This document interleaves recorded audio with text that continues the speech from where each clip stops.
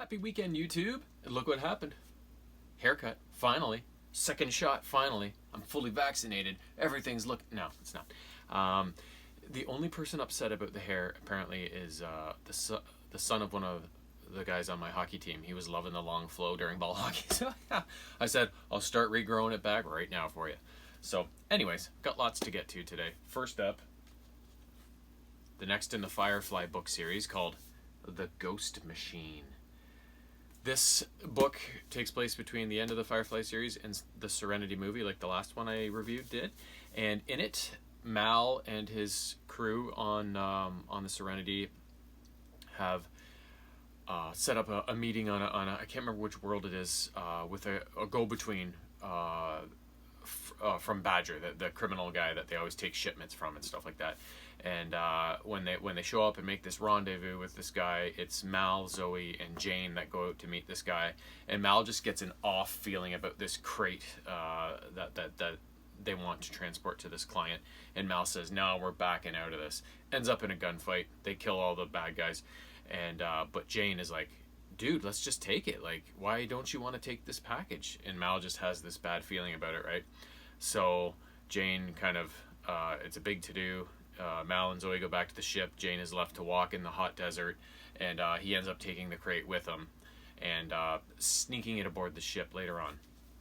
Turns out this crate contains a device that was developed by a criminal enterprise. Well, not criminal enterprise, but Blue Sun, which is kind of a tech thing, but they work closely with the Alliance, and so they're kind of shady, right? And as this device gets on board, it's actually turned on by accident, and it's kind of a pacifying device for crowd control. It gets people thinking. It stimulates an area of the brain that gets people thinking about all the good thoughts and fantasies and stuff like that. So each one of the crew of Serenity, other than River, gets sucked into a fantasy. Wash is married with Zoe, and they have this shipping empire that just, and they're rich as hell. They have all these great ships. Zoe, after the war, the Independence won, and she takes a job as a bounty hunter to hunt down all the Alliance war criminals. Mal ends up married to Inara and has a couple of kids, and they live on this in this mansion on this world somewhere. Kaylee goes into business with her dad. Her dad's still alive. They go into the mechanic business together. Simon ends up meeting Kaylee and hooking up with her. And River's still normal and stuff like that. Who am I missing? Jane goes back to his home, and his brother Matty is not sick anymore, and everything's cool at home. But eventually the hallucinations and the dreams all turn bad. They all go south, and they start to go downhill, and it spikes everybody into these a high state of heart rate and whatever, and they're all in danger of possibly dying even from this. River's the only one who's not affected by this because of whatever the Alliance did to her. So she has to go into each person's dream, kind of, not physically, but dream world, and try and kick them out of it so that they can get back in control of the ship, which is about to plow into a moon. So so it's kind of this whole story that takes place in a dreamlike state, but it's kind of cool because it's like kind of what if for each character, right? These different avenues that may have happened but don't, right? So very cool story. I really liked it. It got so like mixed reviews. Next up, 80s movie time again. Don't Tell Mom, The Babysitters Dead, starring Christina Applegate, Kelly Bundy. Anyways, Applegate stars as a 17-year-old high school graduate in Los Angeles named Sue Ellen Crandall, Swell for short. She has a twin brother Kenny, who's a slacker stoner, younger brother Zach, younger sister Melissa, youngest brother Walter, and her mom is divorced and is going on vacation for the summer to Australia. And so Swell's like, well, I can't afford the trip to Europe with my friends, but at least mom's not going to be around. I can just have a summer by myself. And turns out her mom has left them a nasty, old, cranky babysitter. But soon enough into the foray, the old babysitter dies in her sleep. So Swell and Kenny package her up in a crate and drop her off at a funeral home with a note. Died in her sleep, whatever, peaceful, whatever. But not long after, they realize all the money that their mom left for the summer for the babysitter was actually on the babysitter's person when they dropped her off at the funeral home. So they had no money. So Swell ends up taking a job at a local fast food chain called Clown Burger, meets a guy named Brian that she hits it off with, but the boss is so obnoxious she quits, and eventually pads her resume because she's interested in fashion to look really good, and then she applies for a job at GAW, which is General Apparel West, I think it was called. The boss there, Rose, really likes it, and she gets in, and the receptionist was in line for this job, and she's pissed off at Swell, and she's really like, how did this chick get in here like that? Just showing up for the receptionist job, she gets the administrative assistant to the boss or whatever it is.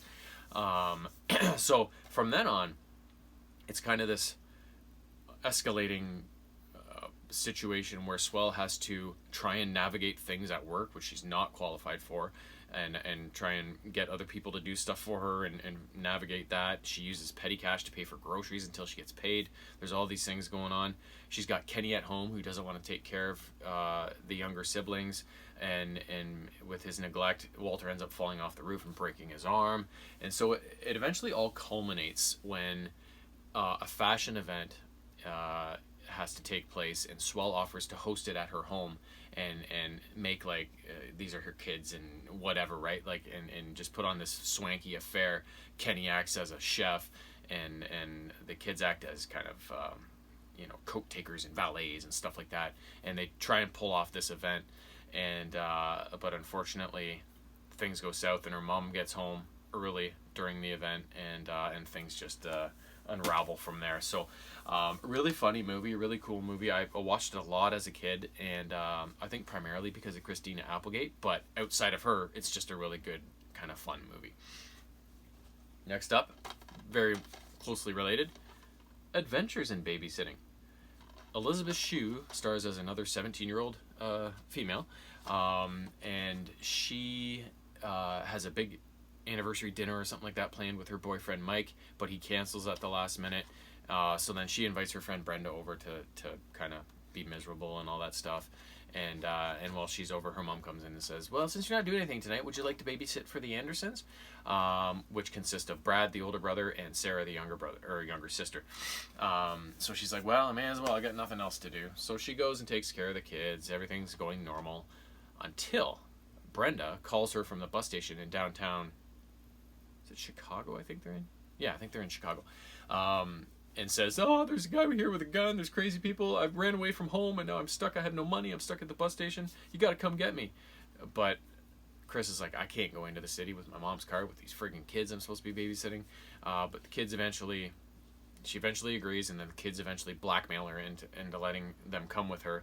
And also coming along for the ride is Brad's friend Daryl, who they were planning on having a sleepover that night together. So things are going okay until they get a flat tire on the highway. They have no money because she forgot her purse at the house.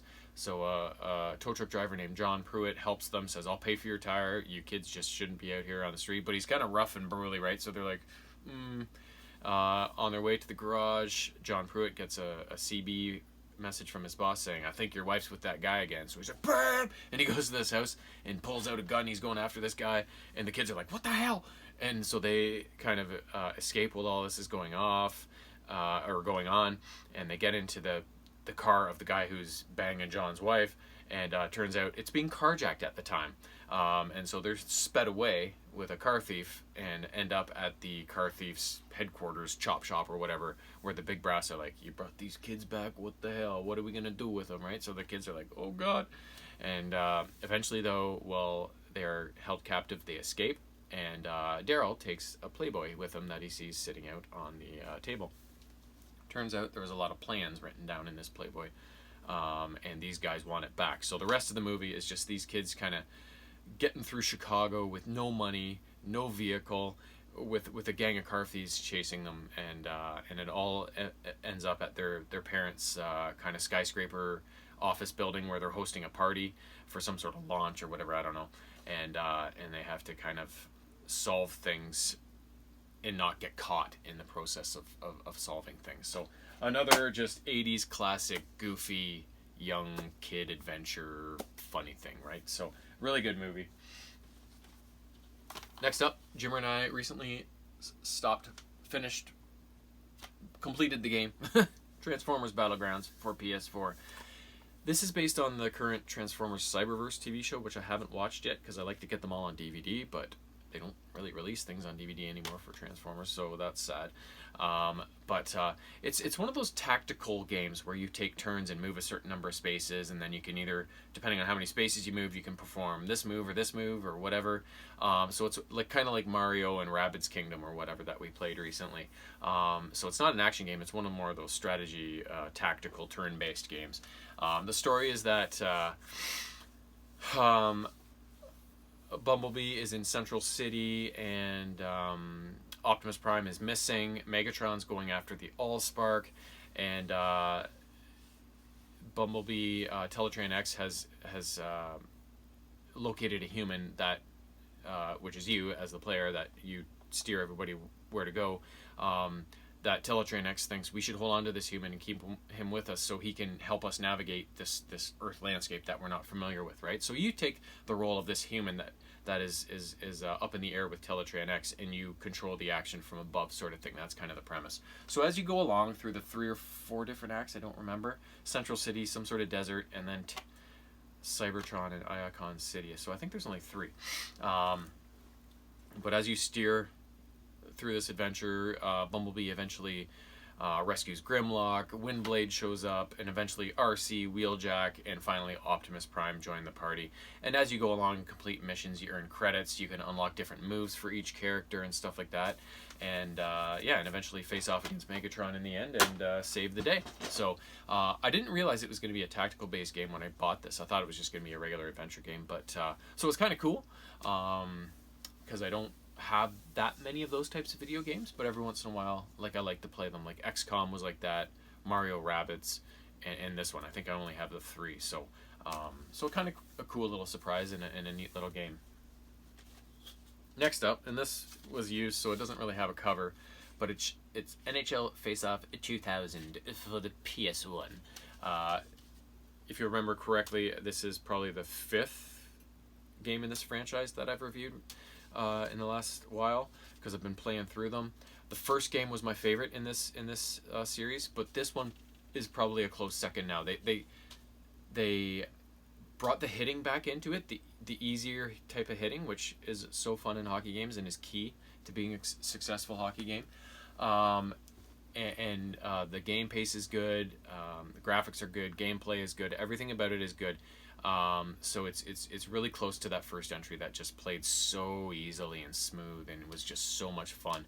The only downside to this game was sometimes the passing was a little off. Like if you were rushing up through center or whatever and you wanted to pass to a guy on the wing, sometimes the pass, like, they wouldn't recognize there's a guy over there and you would just ice it. Like, it was really weird. You really had to kind of aim perfectly where you wanted the pass to go, because if it wasn't right on, like I said, it wouldn't go to anyone, and so many icing charges I had to sit through in this game, right? So that was the only one little thing I could nitpick on, but otherwise a great game. Came with all the standard modes for that kind of era, season, regular exhibition, just a playoff series, that sort of era, playoff run, that sort of thing. So not much to it, but as long as it has a season mode, I'm happy. Really fun game.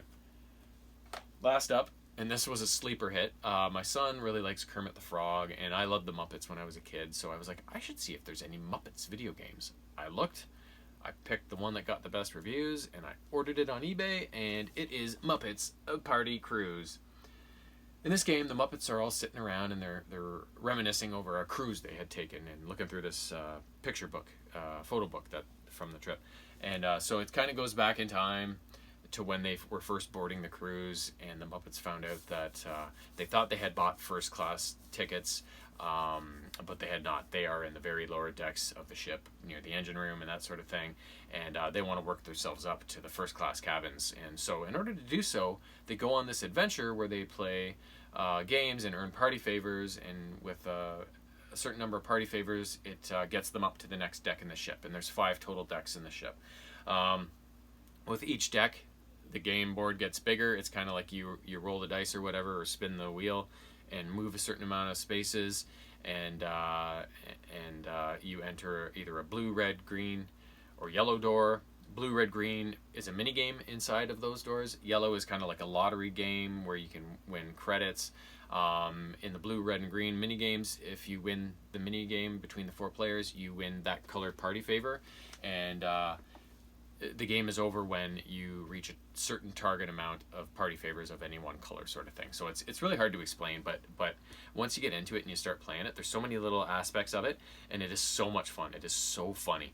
A lot of the mini games are just hilarious. There's a couple that I could leave, but most of them are so much fun. There's one where 2 Muppets are on the stage running around, 2 Muppets are at the back, and they're throwing tomatoes at them, and if you hit a guy with a tomato, you're then on stage running around and avoiding the tomatoes. Like, it's so goofy, but it's so much fun. And we just played through this game in like 2 or 3 sessions. We were down here in the basement, and we just bang, bang, bang. We just loved this game. It was so much fun, and it was so funny. It kind of like a Mario Party, right? Board game / mini game collection sort of thing.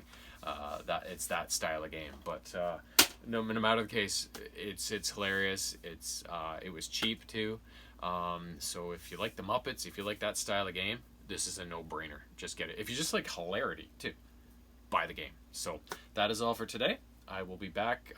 These last 2 videos are really close together because we've been up to much. We've been up to much. I've been up to a lot lately, and it just happened that there were so many completions in a row of various things that I had these 2 videos close together. So the next one shouldn't be that soon, but needless to say, I'm always working on something. So till then.